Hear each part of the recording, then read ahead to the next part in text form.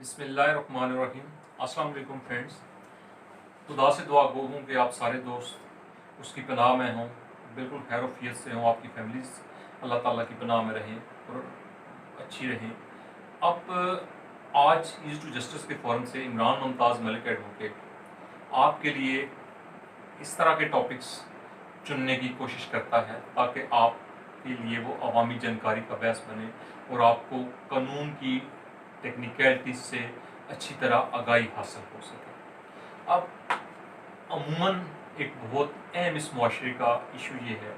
कि हमारे पेरेंट्स अपने बच्चों को बहुत प्यार और मोहब्बत से एक छोटी उम्र से उनके लिए एक छाँव बन के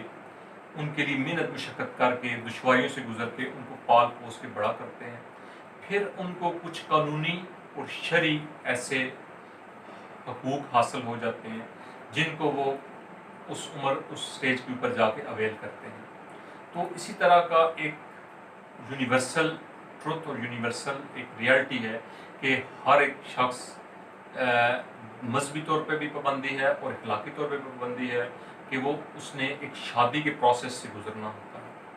तो जब वालिदैन किसी वजह से अपने बच्चों के साथ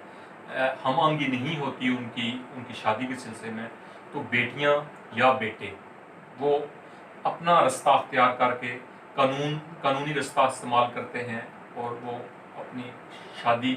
किसी ऐसे शख्स से करना चाहते हैं जिसको वो पसंद करते हैं, लेकिन बदकिस्मती से उनके वालिदैन वहाँ पे वो इस बात के लिए राज़ी नहीं होते। तो उनको एक अदालत का रास्ता, कोर्ट मैरिज का रास्ता अख्तियार करना पड़ता है। अब कोर्ट मैरिज का तरीक़ाकार क्या है, इसमें क्या मुश्किलात पेश आती हैं और किन कानूनी मसाइल का हमें ख्याल रखना चाहिए, उसे आज इस वीडियो में डिस्कस कर लेते हैं। वो ये है कि सबसे पहले तो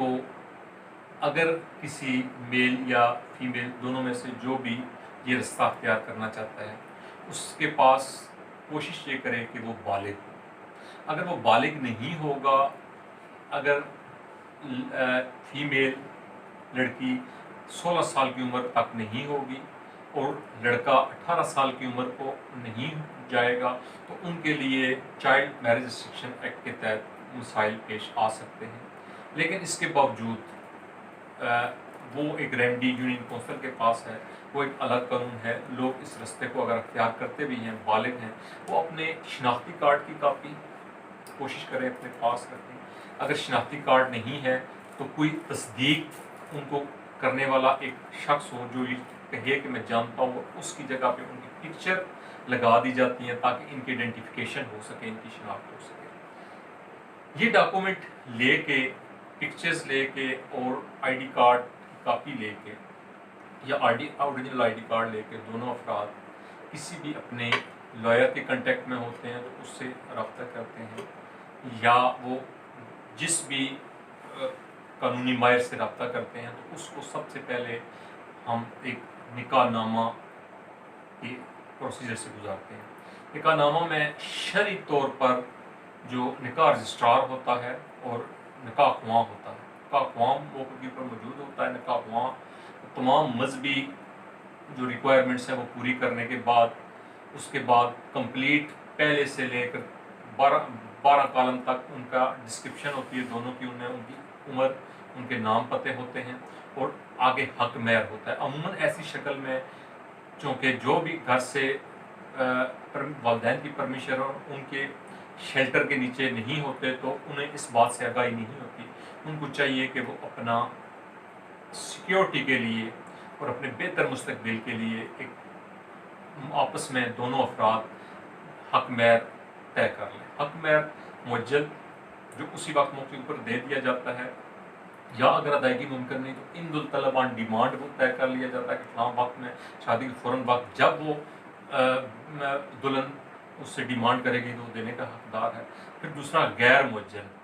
डेफर्ड, जिसे आप डेफर्ड कहते हैं, जो फ्रंट मौके के ऊपर अदा और डेफर्ड जो बाद में अदायगी होगी, तो वो भी तय किया जा सकता है। इसके बाद मुख्तलिफ शराइत होती है। ऐसी प्रॉपर्टी जो मौके के ऊपर अदा कर दी जाती है, या कोई मकान की शक्ल में अगर प्रॉपर्टी आती है, या कोई ख़ास पर्टिकुलर शर्त है जिस शर्त के तहत कि वो ये अमल करेगा, اس کے بدلے وہ اتنی رقم ادا کرے گا. اس طرح کی کسی کوئی شرط بھی رکھی جا سکتی ہے. اس میں ایک کالم ہوتا ہے طلاق تفویض کا کہ اگر عورت چاہے تو اس کو یہ حق حاصل ہو سکتا ہے کہ وہ طلاق کی رائٹ بھی اس کو دے دیا جاتا ہے کہ وہ خاوند کی بہاف پہ اپنے آپ کو یونین کونسل کے ذریعے وہ ڈائیورس کر لے. اب یہ وہ نکاح نامہ ہے. نکاح نامے میں کمپلیٹلی کوشش کرنی چاہیے کہ کسی پیٹنٹ اور پروفیشنل آدمی سے کروانا چاہیے تاکہ وہ مکمل اس کی ریکوائرمنٹ پوری کرتے ہوئے وہ متعلقہ یونین کونسل میں رجسٹرڈ بھی ہو. کیونکہ اگر یہ نکاح نامہ کا جو پروسیس ہے فرسٹ اسٹیپ یہ اگر رجسٹرڈ نہیں ہوتا یا آپ سے کوئی آدمی رقم لے کر وہ پراپرلی اس کی ریکوائرمنٹ پوری نہیں کرتا, لیگل ریکوائرمنٹ وہ رجسٹریشن پوری نہیں کرتا, تو کل جب کسی قانونی مسئلہ درپیش آ جاتا ہے تو جب انویسٹیگیٹ ہوتا ہے وہ نکاح نامہ جعلی نکلتا ہے تو پھر اس طریقے سے ایک نئے قانون کا سامنا کرنا پڑ سکتا ہے, ایک نئے مسائل کا سامنا کرنا پڑ سکتا ہے. اس لیے فرسٹ اسٹیپ پہ خاص جو ہے دھیان دینا چاہیے. اس کے بعد سیکنڈ اسٹیپ پہ ایک ایفیڈیوٹ لڑکی کی طرف سے تیار کر لیا جاتا ہے جس میں وہ جہاں پہ درج ہوتا ہے وہاں پہ اس کی پکچر لگ جاتی ہے اور اس کا بیان آ جاتا ہے, شناخت کنندہ کی شناخت آ جاتی ہے اور وہ اپنے اس بیان حلفی میں وہ کمپلیٹلی ذکر کر دیتی ہے کہ میں عاقل بالغ سمجھدار ہوں اور اپنی مرضی سے نکاح کر رہی ہوں اور مجھے کوئی جبر یا خوف نہیں ہے اور مجھے کسی نے برگلایا پسلایا نہیں ہے. اس طرح کا ایک ایفیڈیوٹ سوال کر دیتی ہے, وہ ایفیڈیوٹ 7 لاکھ ہو جاتا ہے. اور تیسرا عموماً مرحلہ یہ آتا ہے کہ سیکشن 190 ضابطہ فوجداری کے تحت ایک استغاثہ کورٹ میں داخل کر دیا جاتا ہے, ایک پرائیویٹ کمپلینٹ داخل کر دیا جاتا ہے جس میں سرسی بیان کورٹ ایٹ دیٹ مومنٹ اسی موقع کے اوپر جب وہ پریزنٹ کیا جاتا ہے تو بیان اس لڑکی کا لے لیتی ہے جس میں وہ یہ کہتی ہے کہ کسی متعلقہ تھانے کا وقوع بنا لیا جاتا ہے کہ میں مرخہ فلاں تاریخ کو جو ہے وہ گھر سے نکلی ہوں اور خالی ہاتھ نکلی ہوں اور میں نے فلاں شخص سے نکاح کر لیا ہے اور نکاح کرنے کے بعد میں اب اس کے ساتھ ہنسی خوشی رہ رہی ہوں اور مجھے فلاں فلاں فلاں فلاں اشخاص جو ہیں وہ پیرنٹس کی طرف سے یا کوئی اور لوگ جو اسے پریشان کر رہے ہیں وہ اسے تھریٹ کر رہے ہیں, دھمکیاں دے رہے ہیں. وہ 506 پی پی سی کے تحت ایک استغاثہ بنا کے یا کسی بھی سیکشن جو وہ آپ کی قانونی مائر بہتر سمجھے, موسٹلی وہ 506 کے تحت دائر کیا جاتا ہے. اس میں یہ ہوتا ہے کہ وہ کورٹ کے اندر ایک اپنی کنسرن اپنی وہ گزار دیتی ہے کہ مجھے کسی قسم کا خوف نہیں ہے اور میں نے نکاح کر لیا, مجھے اغوا نہیں کیا گیا. تو وہ ایک کورٹ کے سامنے ایک اس کی ڈکلریشن آ جاتی ہے, ایک اسٹیٹمنٹ آ جاتی ہے. اس اسٹیٹمنٹ کی مصدقہ کاپی وہ ایز اے پروف ہم وکلا حوالے کر دیتے ہیں اس پارٹیز کے. اب عموماً یہ ہوتا ہے کہ بعض اوقات بعض حالات کے تحت لڑکیاں اپنے گھر چھوڑ کے آ جاتی ہیں اور بعد میں جب وہ ان کے اوپر والدین گھر سے جانے کا, بیلانے پھسلانے کا 365B کے تحت پرچہ درج کروا دیتے ہیں اور اس پرچہ درج کرانے کے بعد پھر مختلف ریمیڈیز سامنے آ جاتی ہیں. اب اس وقت یہ کرنا پڑتا ہے کہ جتنی بھی ریکوائرمنٹس آپ کی پوری ہوں انہی کے تحت اگر آپ کے نالج میں آ جاتا ہے کہ آپ کے خلاف پرچہ ہو گیا ہے تو فوراً ایٹ دیٹ مومنٹ ایک عبوری ضمانت کورٹ سیشن کورٹ کے اندر داخل کر دی جاتی ہے 498 ضابطہ فوجداری کے تحت. اب وہ عبوری ضمانت as a matter of right ہر ایک شخص کی جو ہے وہ اسے دے دی جاتی ہے اور اس سے ایک مچلکہ لے لیا جاتا ہے کہ یہ نیکسٹ پیش ہوگا. اب مچلکہ لینے کے بعد پھر 2-4-5 دن کے بعد اس کی کنفرمیشن کی ڈیٹ ہوتی ہے جس کے اوپر وہ اپنے تمام ڈاکومنٹس اس تفتیشی افسر کو بھی پرووائڈ کر دیتا ہے شامل تفتیش ہو کر کہ جس میں وہ یہ ظاہر کرتا ہے کہ اس نے ایک قانونی طور پر اور شرعی حق استعمال کرتے ہوئے نکاح کر لیا. اب اس کے بعد وہ یہ کرتا ہے کہ اسی طرح کے یہ ڈاکومنٹ کورٹ کے اندر بھی بذریعہ وکیل گزار دیے جاتے ہیں تاکہ کورٹ بھی سیٹسفائی ہو جائے کہ یہ کسی قسم کی کڈنیپنگ یا انڈیوسمنٹ نہیں ہے, یہ ورگلانا پھسلانا نہیں, یہ محض آپس میں قانونی حق استعمال ہوا. تو ایسی صورتحال میں قانون بھی پروٹیکشن کرتا ہے اس طرح کے رائٹ کی. اور اس کے علاوہ عموماً یہ ریمیڈی ہوتی ہے کہ اگر یہ ایف آئی آر درج ہو گئی ہے تو ایسی سچویشن میں فوراً ایک سیشن جج صاحب کو اپلیکیشن دے کے کہ جس میں جو مغویہ ہے اور ڈپٹی ہے وہ اپنا اسٹیٹمنٹ 164 ضابطہ فوجداری کے تحت दर्ज करवाना चाहती है, वो कोर्ट को ये बताना चाहती है कि मैं किडनैप नहीं हुई, मैं ऑब्डक्टेड नहीं हूँ, मैं अगवा नहीं हुई, मुझे वर्गलाया पिसलाया नहीं कि मैं फलां शख्स से ज़्यादा नामर्जी से शादी की है, तो वो मार्क कर दी जाती है किसी मजिस्ट्रेट की अदालत में, और मजिस्ट्रेट 164 का स्टेटमेंट उसका रिकॉर्ड कर लेता है। उसको एक अपॉर्चुनिटी दी जाती है कि आपके ऊपर डर खौफ या ज़बरदस्ती तो नहीं है। वो कुछ टाइम गुजारने के बाद फिर कोर्ट उसका एक अकेले में इन डिटेल उसका कमरा अदालत के अंदर या किसी सेपरेट रूम के अंदर उसका एक बयान कलम बंद कर लिया जाता है। अब ये भी एक बेहतर एविडेंस तैयार हो जाती है कि वो कन्फ्रंट करती है उस एफआईआर के प्रोसेस को। अब एक और रेमेडी भी हाई कोर्ट के अंदर है कि आप एक्वैशमेंट ऑफ एफआईआर के